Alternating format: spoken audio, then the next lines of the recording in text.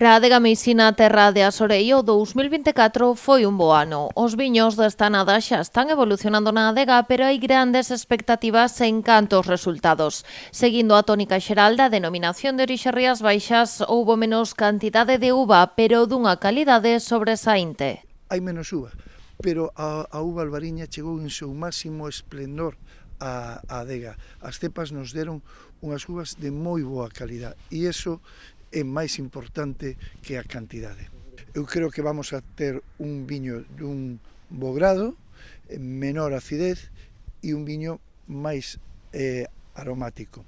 E tamén un viño que nos permite que as adegas poidamos elaborar pois eses viños especiais, esas elaboracións especiais, esos viños de garda, esos escumosos, esos viños que poden hasta pasar por un bocoi de madeira e manter esa personalidade típica da uva albariña. Cara a elaboración destes viños especiais dirixe esta adega de capital familiar gran parte do seu esforzo.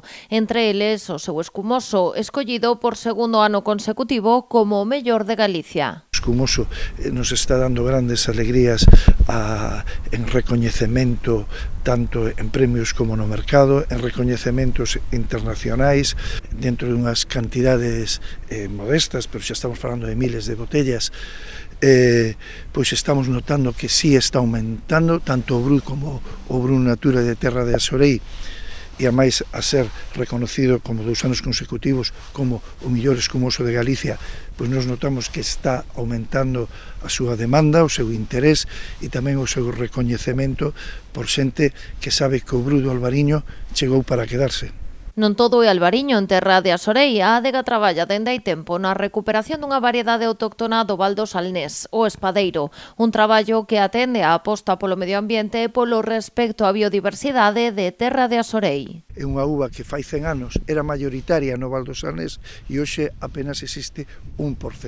Bueno, eu creo que o espadeiro non é para competir en cantidad, pero sí para demostrar que no Salnés tamén respetamos a biodiversidade, que coidamos o medio ambiente e, sobre todo, recuperamos unha caste como é o espadeiro que se estaba casi desaparecendo, pois ese viño, esa uva espadeira, que é unha uva señeira, nos permite facer un viño tinto elegante, moderno, con moita personalidade, con moito salnés.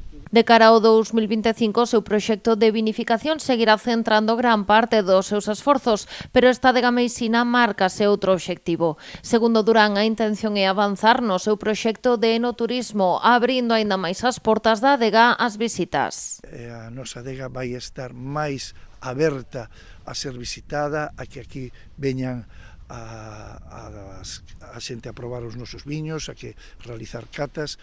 Temos un proxecto de enoturismo que creo que cara ao verán, cara ao mes de xullo vai estar desenvolto e vai a ser para nós un reto e tamén unha oportunidade de mostrar dunha forma transparente e coas portas abertas a toda a xente que queira vir a adegas Terra de Azorei a catar os nosos viños, que aquí os vamos a recibir con as instalacións que están preparadas dignamente para que poidan disfrutar e gozar dun momento de cata de albariño e de estar vivindo o que é unha experiencia do rural do século XXI. Mentres agardan a chegada do ano que ven, traballan para despedir este 2024 por todo o alto, mergullados na campaña de Nadal. Un momento álxido nas vendas, no que moitos escollen os viños de Terra de Azorei para agasallar.